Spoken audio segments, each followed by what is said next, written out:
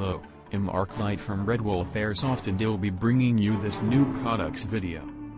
Wow, is that the Kayako 1 minigun?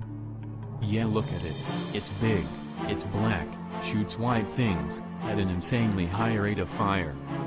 Sweet, I got here the Bomber M16, with an attached 3-round burst function.